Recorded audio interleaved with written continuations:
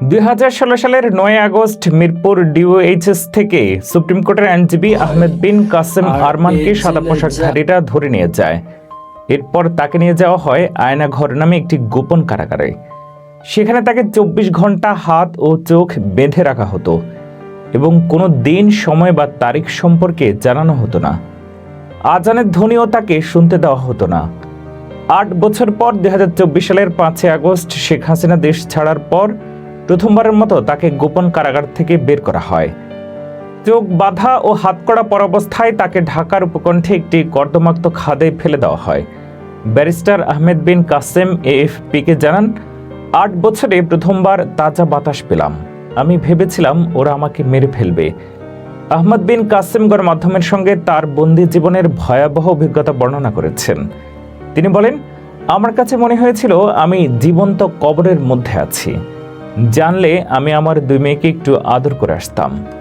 আমি এত দ্রুত আলাদা হয়ে যাব সেটা ভাবতেও পারিনি। বন্দিশালার নির্যাতন ছিল কল্পনাতীত। আমি জীবনের 8টি বছর অন্ধকারে চোখ ধাঁধা অবস্থায় কাটিয়েছি। কোনো কিছু দেখা তো দূরের কথা, দিনের আলোটাও দেখিনি। এমনকি দিন ও রাতের সময়ও ঠিকমতো বুঝতে দেওয়া হতো না। তিনি আরো বলেন, রাতভর বন্দীদের কান্নার আওয়াজ শুনতাম। তাদের মধ্যে অনেকে শিশুর মতো চিৎকার করত, কেউ কেউ আত্মহত্যার চেষ্টা করত এবং তাদেরকে নাকের নল দিয়ে খাওয়ানো হতো। তাদের মৃত্যু না হয় সেজন্য ভিটামিন ইনজেকশনও দেওয়া হতো।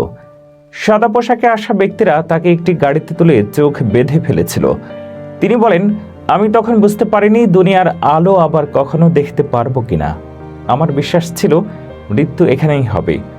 যখন তাকে গভীর রাতে সেল থেকে বের করা হয়, তিনি ভাবছিলেন তাকে মেরে ফেলা হবে। পরে তাকে ঢাকার দিয়াবাড়ি এলাকায় ফেলে রেখে যাওয়া হয়। আহমদ বিন কাসেম বলেন, কেউ মানুষের মৌলিক অধিকার কেড়ে নিতে পারে না। মানবিক, সামাজিক, রাজনৈতিক, ধর্মীয় বা ব্যক্তিগত জীবনের অধিকার